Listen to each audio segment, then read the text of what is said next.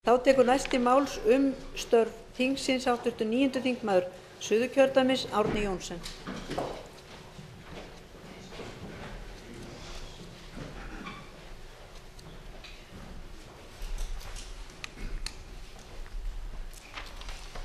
Virðulegi forseti, mig langar að spyrja hæstvirtan fyrrverandi samgönguráðherra, Kristján Möller, framgang máls sem hann tók upp á sína arma á sínum tíma og Samfylkingin fylgdi eftir af hinu góða, og mál sem varðaði Keflavíkurflugvöll, svokallað ECA-verkefni sem snerist að möguleikum á því að stofna til fyrirtækis sem skapaði á annað 100 flugvirkjum og aðstoðarmönnum þeirra vinnu á Keflavíkurflugvelli.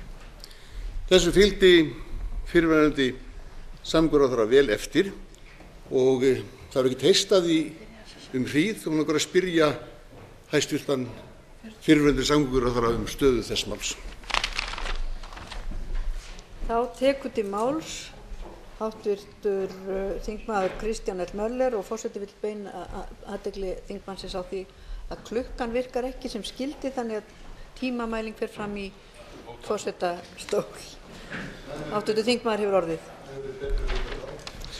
Virðulegi forseti, ég þakka hv. þingmanni fyrir að taka þetta upp hér. Það er rétt að það er langt síðan að fyrstu hugmyndir komu upp þetta ECA-verkefni í samgönguráðuneyti og meðan ég var þar, og það var kannað mjög. Ég hef alla tíð stutt þetta, fyndist þetta hugmynd sem að væri alveg full ástæða til að skoða í botn, og hef alltaf sagt það að öll atvinnutæki varðandi Ísland og talningum Suðurnes verður að skoða, en við skulum líka hafa að huga að kannski af hverjum 10 atvinnutækifæri sem verður að ræða verður 1 til.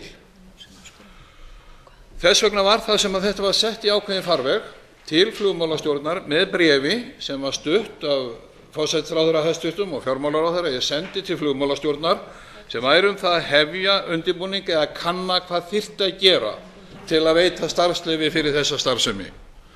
Og nú verður það bara játast alveg eins og virðulegi forseti, að ég veit ekki hvað hefur gerst eftir það.